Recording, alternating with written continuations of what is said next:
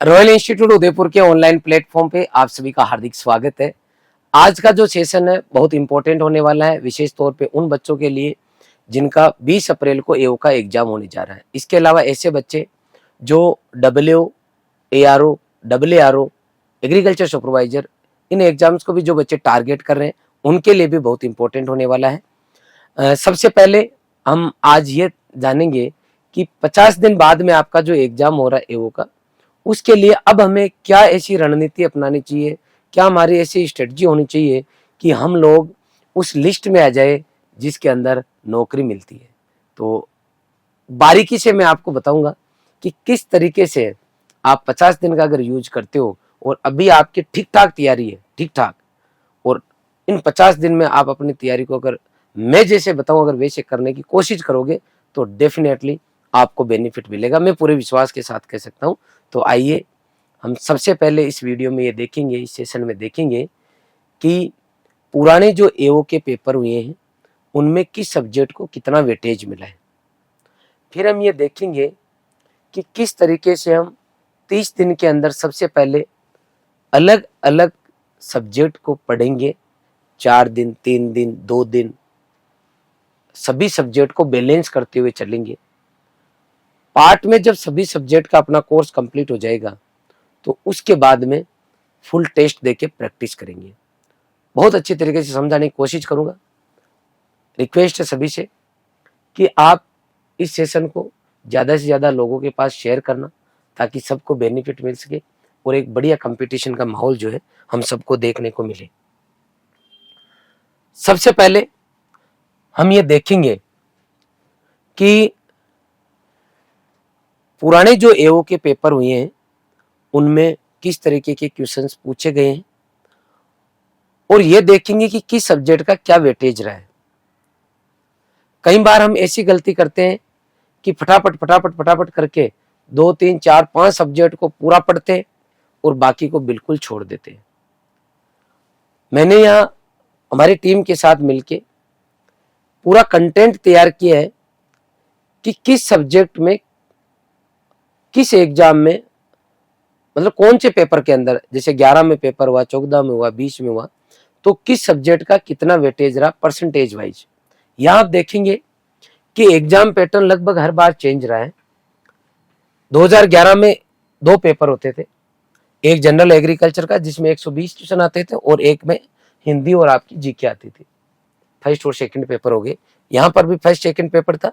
यहाँ पे आप देखोगे 2020 में तो आपके पास 130 क्वेश्चन तो आ रहे थे एग्रीकल्चर के टोटल की और 50 क्वेश्चन थे आपके जीके के, अदर सब्जेक्ट के, और पेपर कॉमन नहीं था 180 का।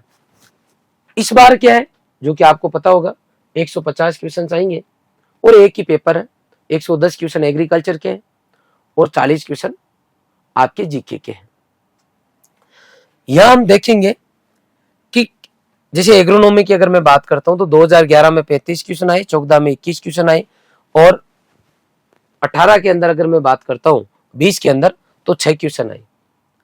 तो नंबर ऑफ क्वेश्चन से हम कंपैरिजन नहीं कर पाएंगे क्योंकि यहां पे हर बार अलग अलग रहा है आपके पास कि कितने में से आ रहा। तो 100 अगर सबसे पहले की बात करता हूं आप तो 120 में से आ रहे, फिर 130 में से आ रहे, इस बार जो आपके 110 में से आएंगे।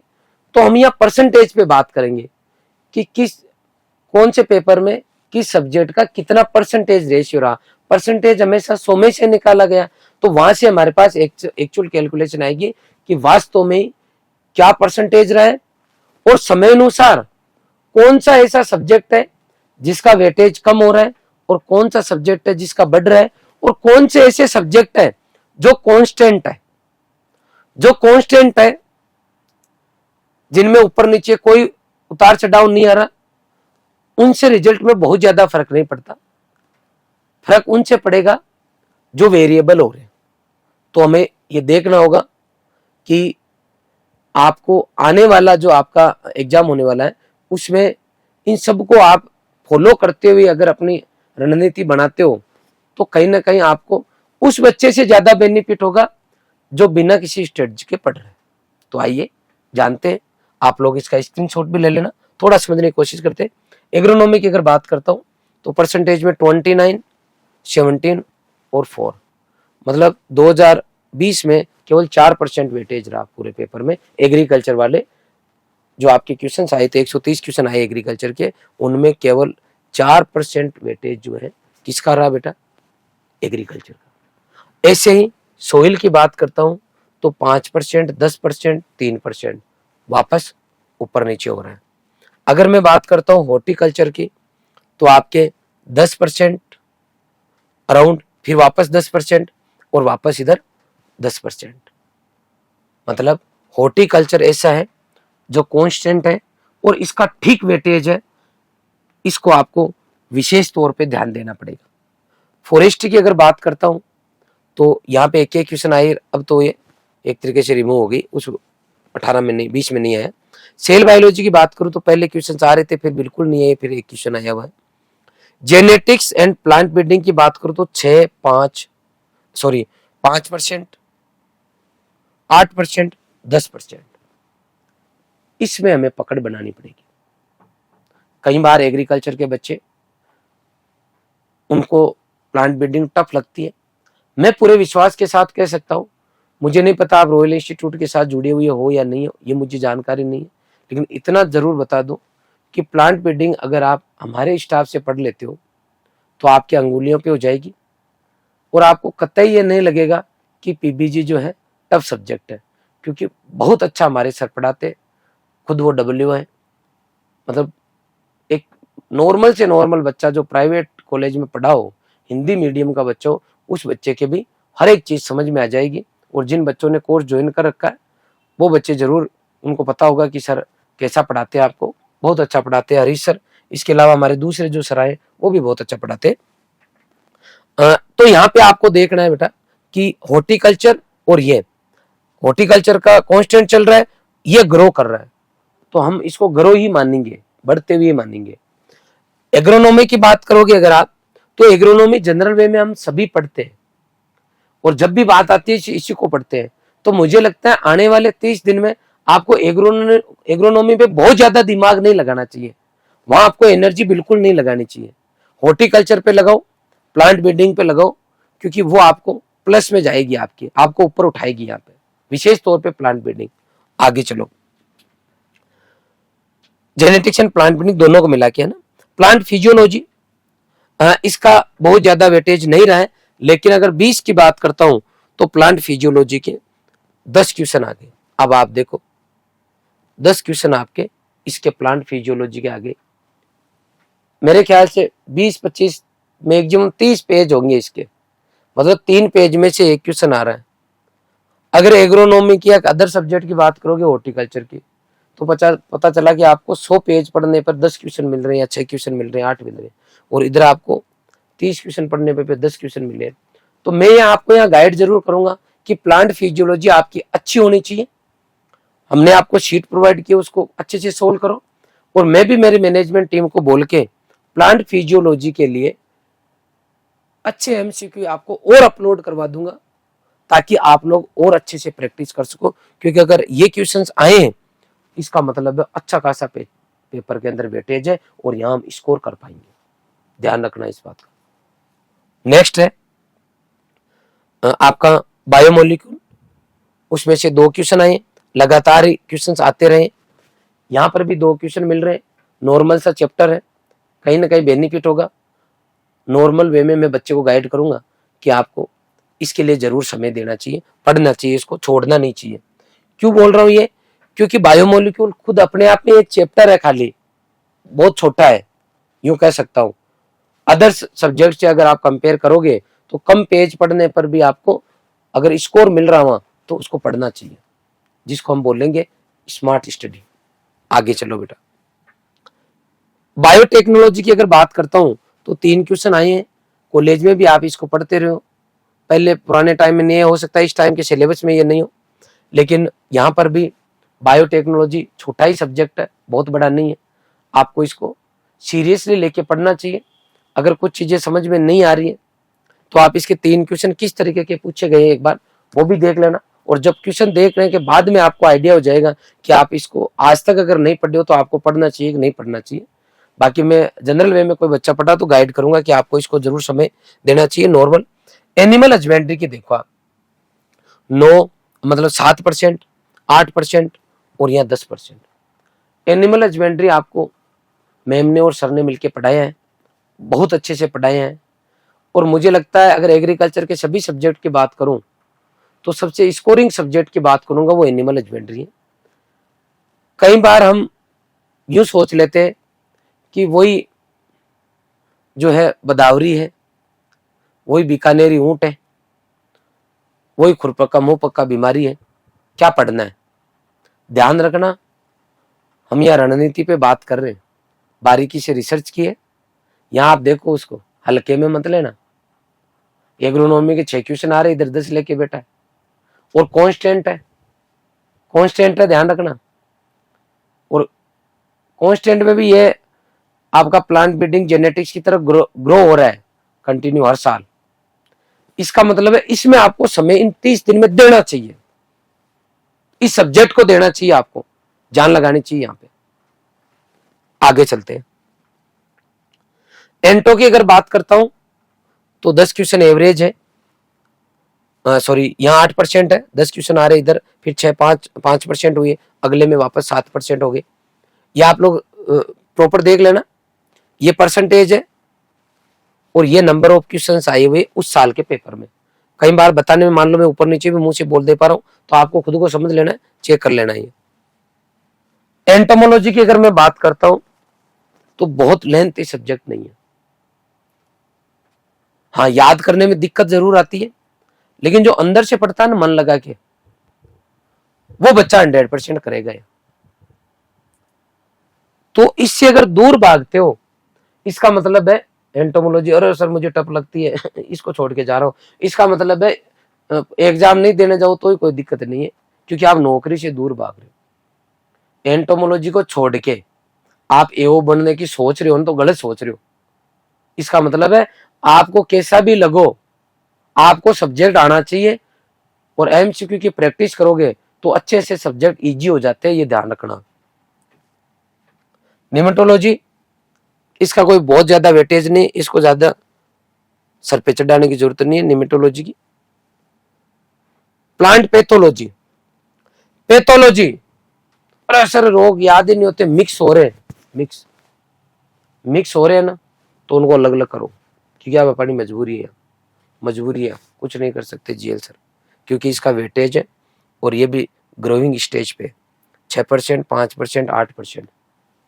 कीड़े मकोड़ों को छोड़ के, बीमारियों को छोड़ के एओ बनने का सपना देख रहे हो तो नहीं देखना है, टाइम देना है, 30 दिन इस सब्जेक्ट को देना है, ज्यादा से ज्यादा एमसीक्यू लगानी है, तो ही हम उस रेस में शामिल होंगे। क्योंकि आप लोग ये जो पेपर हो रहा है ये एमएससी बेस्ड है, पीजी कर चुके हैं आप लोग या कर रहे होंगे, ये मुझे बताने की जरूरत नहीं है। आप में से ऐसा बच्चा जो ये काम जो मैं बता रहा हूँ पहले से कर चुका है, वो बहुत आगे है। कहते हैं ना कि जो जीतते हैं, जिनका नाम चलता है, वो कुछ नया नहीं करते, वो हर काम को नए ढंग से करते हैं, स्मार्ट तरीके से करते हैं। पुराने पेपर लेना, एनालिसिस करना, उसके हिसाब से चलना, ये सब चीजें वो बच्चे जानते हैं। तो हो सकता है कुछ ऐसे बच्चे जो अब आगे इस वीडियो को नहीं देख रहे, क्योंकि उनके लिए ये जो चीजें मैं बता रहा हूँ वो जरूरी नहीं है, क्योंकि उन्होंने तो इसके हिसाब से ही पढ़ाई की है, खुद नहीं कर ली डेटा तैयार, उनको देखना भी नहीं चाहिए आगे, वो तो लिस्ट में आएंगे 100%। लेकिन जिसने पहले से तैयारी नहीं कर रखी, इसके हिसाब से नहीं पढ़ा ना, उनको ये सोच लेना है कि हम लग क्यों नहीं रहे, हम लाइफ में किसी एग्जाम में सेट क्यों नहीं हो रहे, क्योंकि हमने ये काम अपने को पहले करना था। आई बात समझ में? मैंने कई बार बताया आपको कि ऐसे करो, ऐसे करो, ऐसे टारगेट बनाओ, इस तरीके से काम करो, इस तरीके से काम करो।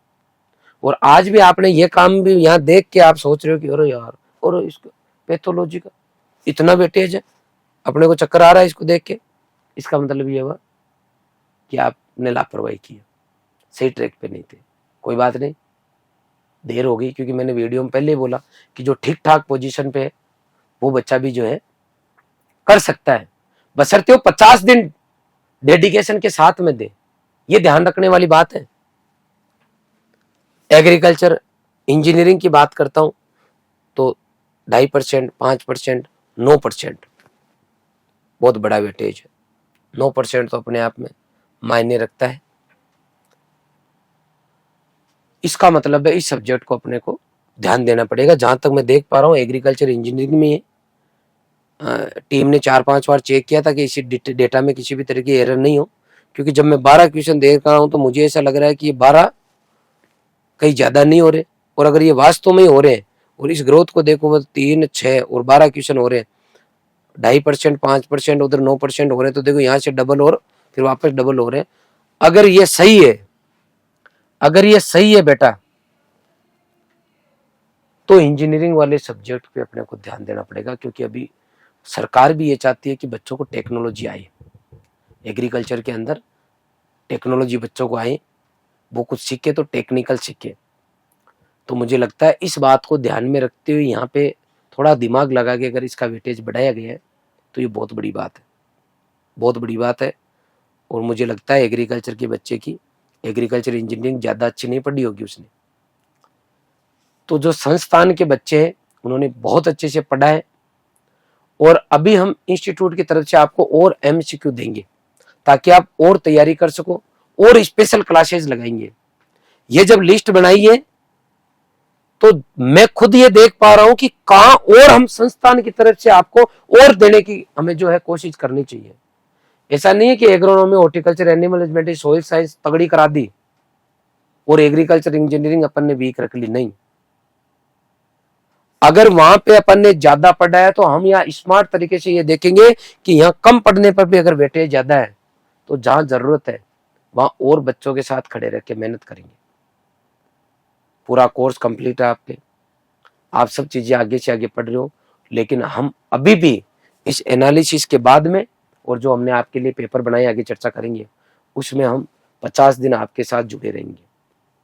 आपको संस्थान के नंबर पे या इस वीडियो के कमेंट सेक्शन में आपको अपनी डिमांड लिखनी है कि सर हम ऐसा चाहते हैं, सर हम अब ऐसा चाहते हैं, सर आप ऐसा कर दो। हम करने के लिए राजी है, बस आपको मेहनत करनी है। तो यहाँ इसको मैं चेक करूंगा एग्रीकल्चर इंजीनियरिंग वाले, और अगर 12 क्वेश्चन है इसके अंदर तो इसके ऊपर और विशेष जो भी बच्चे तैयारी कर रहे हैं उनको ध्यान देना है, और जो संस्थान से जुड़े हुए बच्चे उनको और स्पेशल इसके ऊपर प्रैक्टिस करवाएंगे। एग्रीकल्चर अगर स्टेट की बात करूं तो 4, 5 और 0, यहाँ कोई क्वेश्चन नहीं है, ठीक है। फिर भी मुझे लगता है कि ये स्टेट सब्जेक्ट ही ऐसा है जो कभी भी बच्चे को धोखा दे सकता है। तो मैं आपको ये कहूंगा कि इस आंकड़े को देख के आपको इसको छोड़ना नहीं है। 20 क्लास का मैक्सिमम मैटर है स्टेट का, और ये मान के चलो कि 4-5% इसका वेटेज रहेगा रहेगा इसका मतलब कहीं 100 पेज पढ़ो और वहां से कोई क्वेश्चन आए कि नहीं आए, या 30 पेज पढ़ो और 3 क्वेश्चन आ रहा है, तो मुझे लगता है 20 पेज पढ़ के 5 ले लोगे तो काम में आएंगे, प्लस ये आपके अदर एग्जाम्स में भी काम आएंगे। यहाँ अपन इसको छोड़ देंगे ना तो ये डब्ल्यू में दिक्कत करेगा आपके, इसलिए स्टेट को छोड़ना नहीं है। आगे चलो, एग्रीकल्चर इकोनॉमिक्स 8, 10 और 15, ये 10 दम लगाओ, एमसीक्यू सोल्व करो। मान के चलो इतने ही क्वेश्चन, मतलब 11% वेटेज है इसका, 10-11% 100% आएगा। दम लगा देना। टफ पड़ता है, टफ लगता है थोड़ा सा, लेकिन करना पड़ेगा। इसको छोड़ के ये उबरने वाली लाइन में नहीं आएंगे। मतलब ये बात सही है, कई बार हम ये चर्चा करते हैं कि कुछ सब्जेक्ट स्ट्रॉन्ग हो ना तो भी नौकरी लगने के चांसेस बनते हैं, लेकिन मुझे लगता है आज जो मैं ये एनालिसिस कर रहा हूँ इसके आधार पे जिस सब्जेक्ट से बच्चा दूर भगता है एग्रीकल्चर का, उन सब्जेक्ट का वेटेज है, और जो बच्चा अच्छी प्रिपरेशन कर रहा है वही बच्चा यहाँ सेलेक्ट होगा, ये बात तय है। इसलिए आपको ध्यान रखना है, यहाँ पे लापरवाही नहीं करनी है। इकोनॉमिक्स आपकी आ गई, एंटोमोलॉजी आ गई, पैथोलॉजी आ गई, प्लांट ब्रीडिंग आ गई, ये खींच रही है स्कोर को। आई बात समझ में? ध्यान रखना है यहाँ पे। आगे एग्रीकल्चर एक्सटेंशन 10% कंटिन्यू ये आपका कंटेंट कर रहे हैं, 10% जो है एक्सटेंशन आपको अच्छे से पढ़ना। आपको एक्सटेंशन एक बार पढ़ा दी गई है इंग्लिश मीडियम में, और एक्सटेंशन के लिए अभी हम और एक सर लेके आए, एक मैम है, वो आपको प्रैक्टिस कराएंगे यूट्यूब पे भी, ऐप पर भी, और क्लासेज आपकी एक बार और लेंगे रिवीजन टाइप। तो ये एक्सटेंशन आपकी और तगड़ी स्ट्रॉन्ग हो जाएगी।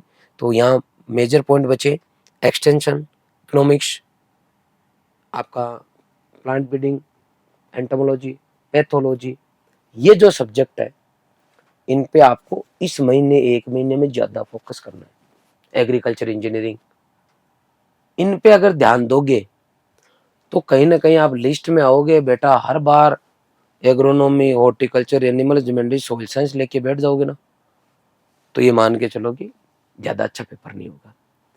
अब मान लो आज ही आप बैठ गए और एग्रीकल्चर इंजीनियरिंग पढ़ने लग गए और इस बाकी सब्जेक्ट को छोड़ दिया आपने, एग्रोनॉमी को छोड़ दिया, तो फिर ये धोखा वापस दे देगी आपको।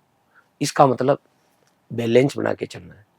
अभी हम क्या करेंगे बेटा, एक बार थोड़े थोड़े पार्ट में पूरे सब्जेक्ट को पढ़ेंगे और फिर पूरा का रिवीजन करेंगे।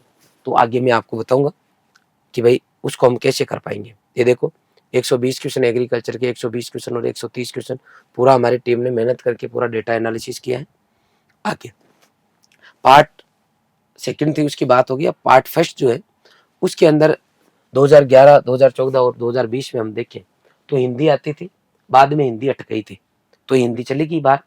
फिर अब हिस्ट्री के क्वेश्चन आए, जो यहाँ देखो हिस्ट्री के कितने आए 18, आर्ट एंड कल्चर के ये तो वेटेज देखो, हिस्ट्री का 15%, आर्ट एंड कल्चर का 27%, ज्योग्राफी का 5%, करंट इतना ही है। फिर वापस देखो हिस्ट्री के 12, आर्ट एंड कल्चर का 30, फिर 6%। और इधर देखो आप हिस्ट्री 34%, 20 की बात करूँ, आर्ट एंड कल्चर 26% और ज्योग्राफी 40%। ठीक है, इस बार आपकी करंट भी आ गई है, राजस्थान की इकोनॉमिक्स करके भी कुछ जुड़ा हुआ है आपके, तो वो सब ऐड होंगे इस बार थोड़े थोड़े। यह मैं आपको ये कहूँगा कि इसको जब अपन एनालिसिस कर रहे हैं भाई 17, 13, 20, 15, 27 यूँ, तो देखो आंकड़े ऊपर नीचे जा रहे हैं, ऊपर नीचे जा रहे हैं। इसका मतलब इसमें हम ज़्यादा कुछ नहीं कह पाएंगे। तीनों सब्जेक्ट को आपको पढ़ना है। करंट आपको पिछले 6 महीने का, जैसा कि मैंने आपको बताया था, उठा के कोई भी पर्टिकुलर मैगजीन को फॉलो करते हुए आपको पढ़ना है। न्यूज़पेपर रोजाना आधा घंटा पढ़ना है। और कोई बुक करंट की जो है वो कोई सी भी बुक आप जो आपको ठीक लगती हो, जो समझ में आती हो अच्छे से, उसको फॉलो कर लो। 6 महीने की इतना काम कर लोगे तो इसमें आप स्कोर कर लोगे। तीनों सब्जेक्ट पढ़ने, क्योंकि जो इसका ट्रेंड देखा हमने वो वेरिएबल है, काफी वेरिएबल है। जहाँ वेरिएबल ज्यादा है मैटर, उस जगह अपने को कुछ नहीं करना, उसको ओवरऑल पूरा वेटेज अपने को देना है कि कुछ भी हो सकता है भाई, ज्यादा भी आ सकते हैं, कम भी आ सकते हैं, रिस्क नहीं ले सकते इस जगह। आगे बात समझ में। अब हम ये बात करेंगे कि सर आपने ये सब कुछ बता दिया और आज मैं जाके अब यही सब्जेक्ट पढ़ूंगा और दूसरे छोड़ दूंगा तो आपको नुकसान हो जाएगा। तो सर अब हम इनको कैसे मैनेज करेंगे। तो रॉयल इंस्टीट्यूट आपके लिए 2 मार्च से लेके 2 अप्रैल के बीच में एक टेस्ट सीरीज लेके आए हैं। उसके बाद में इसका पार्ट सेकंड जो है वो आपका 7 अप्रैल से लेके 15 अप्रैल के बीच में है। 20 अप्रैल को आपको एग्जाम, 5 दिन के लिए हम आपको फ्री छोड़ेंगे। तो ये जो टेस्ट सीरीज है इसमें टोटल 15 टेस्ट है, 1 महीने के लिए अलग है और फिर आने वाले 10-12 दिन के लिए अलग है। तो अब देखो 1 महीने में आप क्या पढ़ो, बैलेंस बैठाओ। 2 तारीख को पेपर हो रहा है आपका, उसके अंदर अकॉर्डिंग टू एग्जाम पैटर्न होगा, एग्रोनॉमी, सोइल साइंस 2 सब्जेक्ट आएंगे और आर्ट एंड कल्चर ही आएंगे, यही पढ़ो। जिसकी ओवरऑल अच्छी तैयारी है, ये दोनों सब्जेक्ट जिसको बहुत अच्छे से आते हैं, वो बच्चा जो वीक सब्जेक्ट है उनको कुछ टाइम दे सकता है। इस पेपर में बिना पढ़ने नहीं बैठना। इस पेपर में जो आपकी रैंक आएगी, जो नंबर आएंगे ना, लगभग मान के चलो उतने ही नंबर आपके मेन एग्जाम में आएंगे। बहुत मेहनत कर रही है पूरी टीम हमारी एओ के पेपर को लेके, बहुत अच्छा पेपर बना रहे हैं हम। पिछले 1 महीने से ये पेपर बनाने का ही काम चल रहा है, बिल्कुल एनालिसिस करके हर तरीके का। अभी बच्चे आरएस का पेपर दे के आए थे और पता चला कि आरएस वाले पेपर के अंदर एग्जाम पैटर्न चेंज हो गया। तो बहुत अच्छे से जिन बच्चों की तैयारी थी उनको भी हवाई नहीं लगी क्योंकि यूपीएससी पैटर्न आ गया। तो हम लोग जो आपका पेपर बना रहे हैं इसके अंदर हम हर तरीके के क्वेश्चंस मेंशन कर रहे हैं। जैसे फॉर एग्जांपल सिंगल लाइन के हो गए, मैचिंग वाले हो गए, असर्शन रीजन के हो गए, पैराग्राफ टाइप हो गए, स्टेटमेंट के क्वेश्चन हो गए, ये सब कुछ डाल रहे हैं। वो मुझे नहीं पता आएंगे कि नहीं आएंगे, लेकिन जिस दिन एग्जाम पैटर्न चेंज हुआ इसी में हो गया, तो उस दिन आपका बच्चा या रोयल का बच्चा ये नहीं करना चाहिए, आप ये नहीं कहना चाहिए अरे कि सर ये क्या हो गया यार, एग्जाम पैटर्न चेंज हुआ, मैं तो पता नहीं था क्वेश्चन कैसे आ गया। ना ना, वही बात आ गई कि जब शाल का शिकार करने जाओ तो औजार शेर के लिए लेके जाओ, क्योंकि क्या पता वो दूर से शाल दिख रहा हो, पास जाने में पता चला शेर है, फिर क्या करोगे, वो कर लोगे शिकार। इसका मतलब ये है कि हर तरीके से हमें तैयार होके जाना है। तो हम लोग इस तरीके से पेपर आपके लिए बना लिए हैं लगभग, और इस हिसाब से आपको देना है। जिस बच्चे के दोनों सब्जेक्ट स्ट्रॉन्ग है वो पुअर सब्जेक्ट इस टाइम में पढ़ सकता है, आज से लेके इस डेट तक। अदरवाइज उसको ये 2 ही पढ़ना है, और उड़ता तीर नहीं लेना, दूसरा नहीं पढ़ना बेटा। 5 तारीख को है, एक दिन का गैप है, देखो 3 तारीख और 4 तारीख 2 दिन का गैप है। 2 दिन में मंदिर के लिए दुर्ग ये पढ़ो और एनिमल हस्बेंड्री पूरी कर लो। देखा होगा उधर 14 क्वेश्चन है, वेटेज है 10% से ऊपर, एनिमल हस्बेंड्री का हल्के में मत लेना।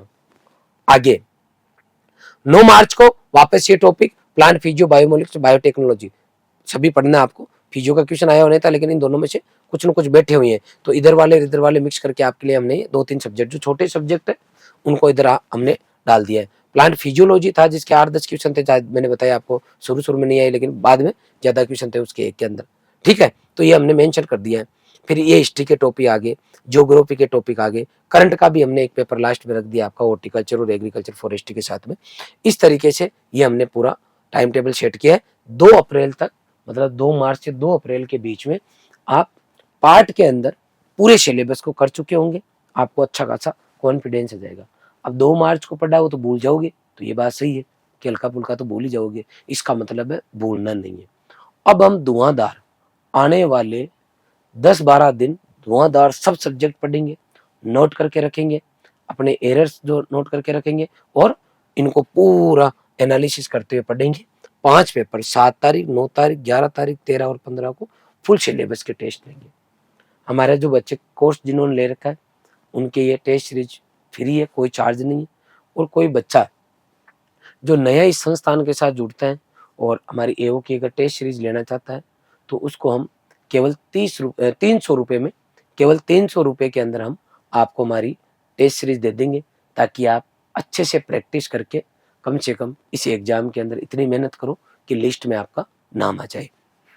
अब आगे भी मैं थोड़ी चीजें आपसे जरूर डिस्कस करना चाहूंगा, थोड़ी सी कुछ चीजें हैं, कुछ बातें हैं जो आपसे डिस्कस करूंगा, क्योंकि ऐसे तो नंबर आएगा नहीं, खाली टेस्ट देने से क्या होगा। मेन मुद्दा है जो टेस्ट वाला, उस पर अपन आप चलेंगे आगे। तो मेन मुद्दा क्या है उसके ऊपर थोड़ा सा अपन डिस्कशन कर लेते हैं।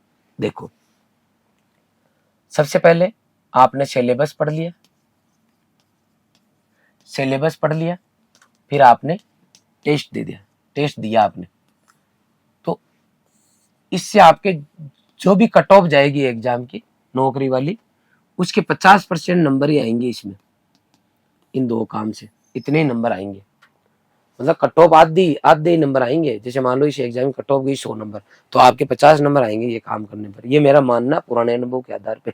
अरे गुरुजी ऐसे क्या कर दिया, फिर छूट क्या गया इसमें ये छूट गया, टेस्ट एनालिसिस।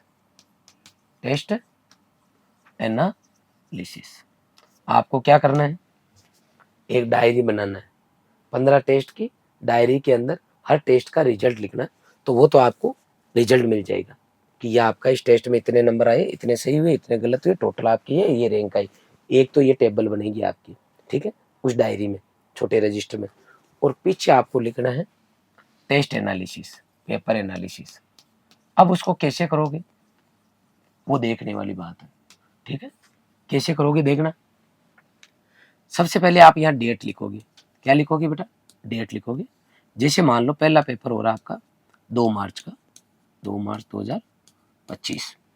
इस टेबल के अंदर ऐसे लिखोगे, तो यहाँ आ गई आपकी डेट। उसके बाद में आप लिखोगे total wrong question. Total wrong question मान लो मेरे हो गए 30 हो गए, 30 गलत हुए मेरे, और ये टेबल ऐसे चलेगी। अब मैं लिखूंगा कारण लिखूंगा कि ओमार में गोला भरने की वजह से मेरे गलत हुई ये 5। ऑनलाइन में भी आप मान लो ऊपर नीचे करने में हुई, जैसे तो ऑफलाइन वाला बच्चा ज्यादा एनालिसिस अच्छे से कर पाएगा। टेस्ट की प्रैक्टिस अगर ऑफलाइन पेपर है तो ऑफलाइन ही 1 महीने प्रैक्टिस आपकी होनी चाहिए। तो पहला है ओमार में की वजह से 5 क्वेश्चन गलत हुए मान लो। दूसरा है कोई क्वेश्चन का कॉन्सेप्ट नहीं समझ में आया आपका, कॉन्सेप्ट की वजह से 2 क्वेश्चन गलत हुई। तीसरा है क्वेश्चन को पढ़ने में एरर, मतलब पढ़ने में, रीड करने में भी आपकी एरर होगी, पढ़ने की वजह से जो गलत हुई वो क्वेश्चन है 6 क्वेश्चन। अगला है आपने ऑप्शन ही प्रॉपर नहीं देखे, ऑप्शन देखने में गलती कर दी, तो ऑप्शन की वजह से आपकी एरर हुई, वो हुई 8 हुई मान लो। तो टोटल कितनी थी? 30 थी। 7, 6, 8 और कुछ और अलग अलग तरीके की एरर होती है, वो आप यहाँ नोट कर लोगे। और यहाँ टोटल वापस कितना आना चाहिए? इधर 30 आया है, तो आप बताओ देंगे ये क्या आया? इधर लास्ट वाले ये मैंने सब तरह की एरर लिख दी, ठीक है, लास्ट में, ठीक है। अब बताओ इसमें क्या आएगा, आप ही बताओ देंगे। यहाँ क्या भरूं? यहाँ टोटल रॉन्ग क्वेश्चन, तो यहाँ इसमें क्या आएगा लास्ट वाले में बताओ। अब अगर आप ये सोच रहे हो, इसको मान लो आप, तो ये और भी एरर आएगी तो आगे टेबल बनती जाएगी, और ये लास्ट है, इसको लास्ट मान लो आप, इसको लास्ट। तो लास्ट में टोटल रॉन्ग क्वेश्चन यहाँ कितना आएगा बताओ? टोटल रॉन्ग क्वेश्चन कितना आएगा? यहाँ क्या लिखूं? तो यहाँ पे जिसके आंसर आ गया दिमाग में वो जीत गया बाजी, यहाँ 30। तो हमने क्या किया कि टोटल 30 हमारे गलत हुए थे, और हमने इतना हमारा बेजा लगाया, इतना दिमाग लगाया कि हम ये छांट पाए कि 30 किस किस तरीके की गलती हुई। जो बच्चा ये छांट लेगा ना, उसका काम होगा। पहला काम तो ये है कि हम गलत का है ये पता तो चले। तो ये टोटल आपके 30 हो गए। अभी इसको जोड़ोगे 30 नहीं हुआ, इसका मतलब अभी और एरर आती है ना, वो लिखना है आपको ऊपर। अब अगला टेस्ट है आपको, मान लो 5 अप्रैल को है, ठीक है, 5 मार्च को है, सॉरी। अब आपके ये हुए 40, फिर आपके ये अलग अलग होते जाएंगे, तो थोड़ा भर के देख लेते हैं। ये हुए 3, ये हुए 10, ये हुए 2 और ये हो गई 18। इसका मतलब है 15 टेस्ट की हर बार ऐसी टेबल बनेगी। तो यहां से आप देखोगे इससे नीचे वाले मान लो ये 12, तो आप देखोगे कि फिर पहले बढ़े, फिर आपने वापस दिमाग लगा के, क्योंकि चिंता हुई ना, आपके टेंशन हुई टेबल बढ़ने से, और 30 से 40 हो गए, मूर्ख हूं क्या मैं? तो यहाँ फिर आपके अगली बार ये दिमाग को क्लिक किया पेपर देते हुए, कि नेगेटिव नहीं करना है, तो ये आपके 12 ही बचे। ओमार में ये 5 थी, अगली बार 3 ही गलती हुई। इसका मतलब आप खुश होगे कि ओमार में तो गलती नहीं करा, लेकिन यार यहाँ आपने ज्यादा कर दी। इसका मतलब ये टेबल आपका मेन आईना है, आपका यही आपका सिलेक्शन है, ये टेबल है। इस टेबल को जो बच्चा एनालिसिस करके अगर एग्जाम तक खुद को मोटिवेट रख के अगर शामिल होगा परीक्षा में, सब काम छोड़ के, तो बहुत अच्छा नंबर आएगा। अब कई बच्चे ये पूछ रहे हैं या पूछते हैं या उनके मन में रहता है कि सर हमें कितने घंटे पढ़ना चाहिए? तो मेरा ये मानना है, लोग क्या बोलते हैं, मेरे को तो लगता है ज्यादातर झूठ बोलते हैं कि 5 से 10 घंटे पढ़ के मैं नौकरी लगा, मैं आईएएस बन गया, सुपरवाइजर बन गया, या फिर आरएस बन गया। मुझे तो नहीं लगता ऐसा कुछ, मैंने कोई देखे नहीं है। वही लोग पढ़ के नौकरी लग रहे हैं जो 12 से 15 घंटे ईमानदारी से पढ़ते हैं। आगे बात समझ में? एवरेज जो इतना पढ़ते हैं, एक एवरेज बच्चा वो नौकरी लगता है। कोई अपवाद स्वरूप हो सकता है कि 1000 में से एक हो सकता है कि 5 घंटे पढ़ने में ही लगता है। तो मैं तो 999 की साइड हूँ बेटा, कि 999 बच्चे नौकरी कैसे लगते हैं। तो मैं तो आपको ये गाइड करूंगा कि 12-15 घंटे जो बच्चा पढ़ता है वो बच्चा नौकरी लगता है। आगे बात समझ में? तो अभी आपको कम से कम 12 से 15 घंटे अपने पूरे सिलेबस को 2 पार्ट में डिवाइड करना चाहिए। एक तो वो जो आपके स्ट्रॉन्ग है, और एक वो आपके जो आपके स्ट्रॉन्ग नहीं है, वीक टॉपिक है। उनको डिवाइड करके आपको ये जो आपका समय है उसको देना चाहिए, और समय को आपके टेस्ट सीरीज के अकॉर्डिंग देना चाहिए। तो सर फिर सब्जेक्ट ये क्या है? तो इसमें ऐसे मान लो सब्जेक्ट में फिर टॉपिक पे आ जाओ। जैसे मान लो आपका पहला टॉपिक प्लांट ब्रीडिंग है, प्लांट ब्रीडिंग का टेस्ट हो रहा है आपका, तो मैं ये चाहूंगा कि इसके अंदर जो भी सिलेबस है, इसको आप जो टॉपिक दिए हुए आपके जो चैप्टर दिए उसमें देखो कि प्लस कौन से और माइनस कौन से, स्ट्रॉन्ग कौन से और कमजोर कौन से। तो जो वीक है उनको ज्यादा समय दो, और इनको सरसरी नजर से देखो, और जितने हो सके उतने पीवाईक्यू प्लस एमसीक्यू सोल्व करो बहुत ही जल्द। मतलब जल्दी आने वाले 5-7 दिन के अंदर ही हम कोशिश करें कि हमारी हमने बुक तैयार की एमसीक्यू की, पीवाईक्यू की और जनरल एग्रीकल्चर की, जिसके अंदर सभी सब्जेक्ट है। टोटल 4 वॉल्यूम हमने निकाले हैं। तो जल्दी हमारे पास वो अवेलेबल हो जाएगी, तो हम आपको अवेलेबल करा देंगे। और मैं पहले ही कोशिश करूंगा टीम से बात करके कि कम से कम PYQ की जो बुक है वो पहले लॉन्च कर दे, ताकि बच्चे इससे पढ़ सके। जल्दी हम बुक हमारी लॉन्च करें, बहुत अच्छी बुक हमने बनाई है। अभी जो हमारा 6 बुक है टोटल, एक है PYQ की, एक है MCQ की, और 4 बुक है थ्योरी की है। ठीक है, अच्छा कंटेंट हमने दिया है, वो जल्दी अवेलेबल कराने की हम कोशिश करेंगे।